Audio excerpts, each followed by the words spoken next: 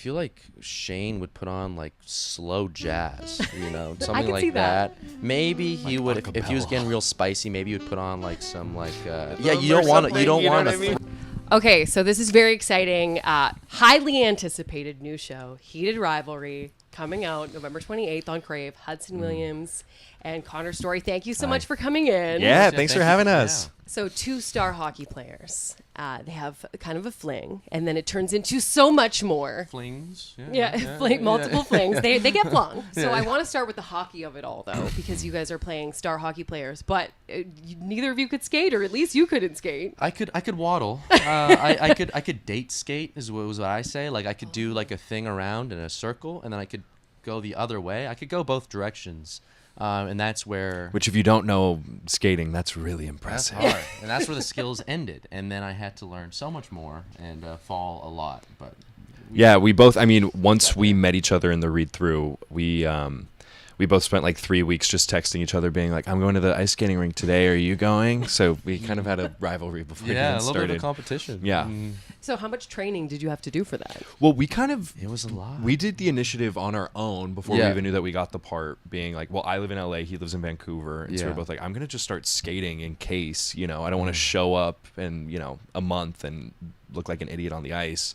But then when we got to Toronto, we had 2 weeks with Cam, our hockey coordinator, and he did like drills with us, got us in all of our gear, like pretty much taught us how to look, Even It's days funny- when we wouldn't shoot, Yeah, we yeah, would yeah. go and do some skate. It's funny practice. because a lot of the hockey stuff wasn't actually like playing hockey. It was something as simple as like standing up, like holding your Yeah. stick. You know what I mean? Because Yeah. it's all those little nuances. There's the nuance too of like how you get a water bottle from over the little thing, Right. and then how you would lean over it. It's like some you some interact people with would your just kind of bend over gloves. like this. And they're like no, you hit your hip against it. You go over, you grab your water bottle. So it was so much nuance that we kind of had to learn. Let's be honest. Like we could train for 5 years every day and like never look like NHL players. So it was really those little bitty things that I think sell it ultimately. Yeah. So you guys aren't going to be tagging into a game now?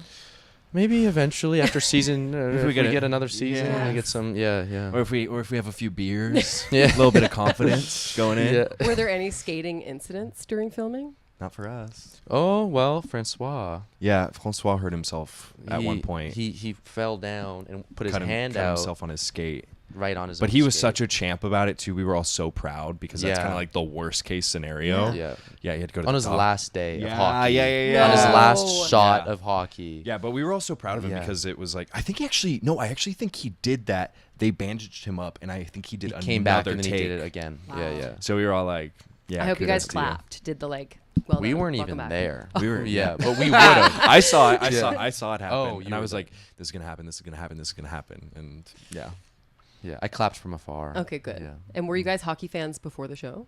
no. I grew up in a hockey town, but I was not a fan. I was the opposite of a fan, and now it's my favorite team sport. So I've had the arc with hockey. Yeah. I grew up in West Texas, and so hockey was not a huge deal. But we had a team there, and they were called the Jackalopes. It was like a jackrabbit with antlers. Okay, love that. Which I also thought was a real animal until I was probably like 12 years old. I definitely knew it wasn't. Yeah. Okay. And so actually, one of the dudes who was one of the professional hockey players that played, not one of our doubles, but played one of the hockey players that we play against. He was on that team the time that I was living in Texas, and I think I went to like 1 or 2 games when I was a kid. And I'm like, I definitely saw that guy. So I don't think I answered your question at all. I liked the answer. You were like you kind wanna of a hockey edit fan. that You're a out. huge Jackalopes fan. That's all I'm hearing. Number like, one Didn't know Go Jackalopes hockey, fan. but you liked the Jack. Go Jacks. I don't even know if that's what they say. but They do now. yeah. And I feel like we see sort of the same love stories over and over again. So it's so refreshing to see one that I feel like we haven't seen before. So what does it mean to you to be a part of it? Yeah. Go ahead. Okay. Just gratitude. Even when I read it, it felt very new and fresh and important. It felt sort of like an honor I could even read for it. So I took just the audition seriously, and then the callback was enough of an ego boost and sort of enough gratitude to fill me up as an actor. And then the fact that I actually got to carry this thing through to the end was still sort of overwhelming and surreal, because I do really love the story and I love what it means. Yeah, and it's also just so specific, right? Like hockey, queer at a different time, spans so many places. And I think that when it's really specific, people can really actually latch on to it. Like, I think sometimes stories are afraid to be really specific because they don't want to ostracize anyone. But I actually think that people relate to really genuine human experiences. I think that people know what it's like to feel on the outside of something. People know what it feels like to have pressure either from family or society. So yeah, it's cool. And it's also just really entertaining, you know? So I think it's entertaining. Well, and it's so unique too, because at least in the first few episodes, like everything is so far apart. Totally. It's like so many months go by, and you're like, "What? Yeah. How? Yeah, More?" Yeah. And then when you do have those moments, when you set that up, if that's our foundation, when you break that, if there's any moments of stillness or you stay with something for longer than a scene or two, then it's like, whoa, this is what it's like when it's still. You almost hold your breath a little bit. Yeah. And what has the response been like even before the show has come out? I didn't feel it too much when like, obviously it was a little surreal when I started hearing like the buzz around the internet, people sort of like finding us before it's even announced. But I really underestimated the size it could possibly grow to until now, which is like, it still feels sort of like a steady crawl up, maybe more than a crawl. Because the show still hasn't even come out. No. Yeah. But it's already so buzzworthy. Yeah. I mean, it's cool because I think we have like two kind of groups going on. I think we have people who are obsessed with these characters in the story from the fandom, from loving the book. And then I think there's a whole new wave of people that are seeing it from the ads or seeing it from the internet or hearing the buzz. So it's really cool to have like two different dynamics going on. I'm really interested to see what, you know, the people who aren't familiar with the books with before, what their takeaways are, you know, because they're going to obviously appreciate different elements of it, not knowing these characters beforehand. Well, and the fans were screaming for an international release. Yeah. That was what I first noticed, like, because back before it was announced that it's happening, I noticed in the comments, like, the YouTube comments were intense. I'm going to be honest. They were like, back for my daily rewatch of the trailer since I'm not going to get to watch the show. Right. Yeah. And now you're getting that international release. So how did that news feel? I think that was the dream scenario that we could have totally. imagined. Like, we were both going like, well, the dream would be, you know, Crave is already the dream, but then HBO would be, you know, surreal. And then that phone call that I came a little late to the FaceTime. 4 minutes late, and then getting that news, I thought they were messing with me. But. Yeah, it's super, it's incredible. One, I'm gonna be able to watch it now. You know, I had some fans beforehand. They were considering getting me a Crave account this certain way in order for me to be able to watch my own show. You know, like I love this. Yeah, so people were really like, I'm gonna fly to Canada and I'm going to stay there and I'm gonna watch this show. It's funny because I thought that after the international release was announced that it would be there'd be a lot more elation, but now all the other countries that don't have it are like jealousy. now everyone's like, come to Brazil, like we need this in Poland, you know. Yeah. So Okay, we'll just start a bunch of petitions. yeah, we'll I mean, get a I bunch think of petitions it's going. definitely rolling. I think they're going. They're Yeah. going. And I know you guys have addressed this a lot, the chemistry that the two of you have, because the director talked about how part of the reason you were cast is because of how great you guys were together. How early did that start for you? I remember the first time I met him in person, we had a little FaceTime. We got along. I think there was a overlap of like common interests and art we both liked. And then when we had our first shopping trip, which was the first thing we did, is we went to this very small little grocery store. And then I think immediately, it was just sort of a clicking started taking place. Yeah, it's kind of like friends, you know, like there's certain people that you just meet at parties or whatever where they just kind of speak your language. We also have a lot of like you said, interest crossover, which we can get pretty niche. We're both kind of film geeks and we like kind of, you know, the bizarre, the art, the uncanny, you know.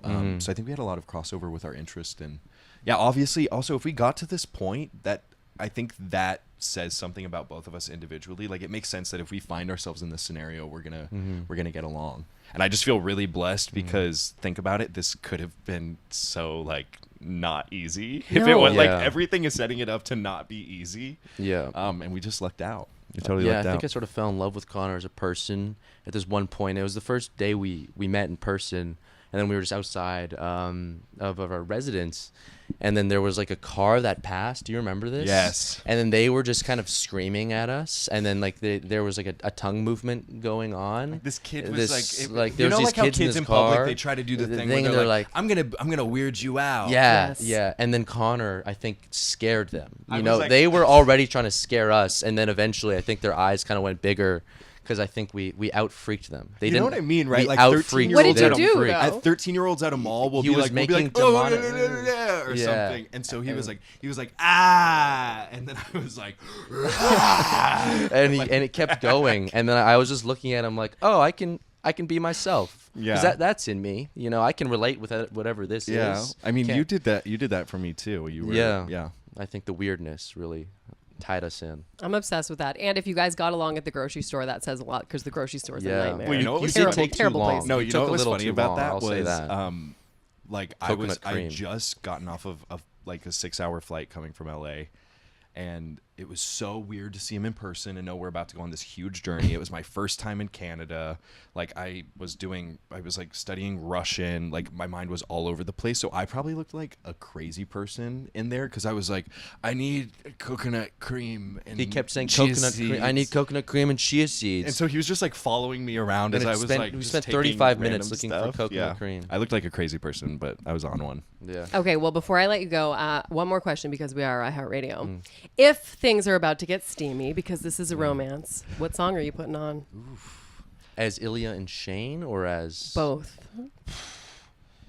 I feel like Shane would put on like slow jazz, you know, something can like see that. Maybe he Like would, if he was acapella. getting real spicy, maybe he would put on like some like cigarettes after sex. You know, I feel like he would play.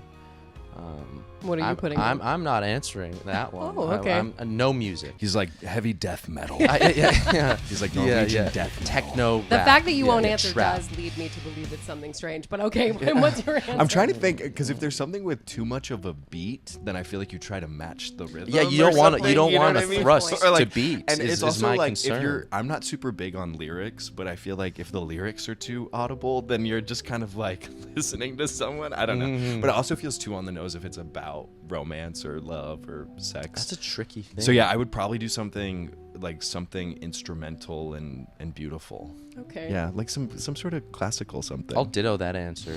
Yeah. Put on Bach. Yeah. Yeah. What Yeah, is Ilya Ludwig putting van on? Beethoven, Perfect. Chopin. What is Ilya doing? Ilya's probably doing Skriptonit, which is like this like rapper, kind of like thug out a little bit, but he has some really cool ballad stuff. Perfect. Yeah. All right. Well, Heated Rivalry, November 28th on Crave. Watch it. You're going to love it. Woo! Thank you so much for coming in, Thank guys. you so Thank much. you.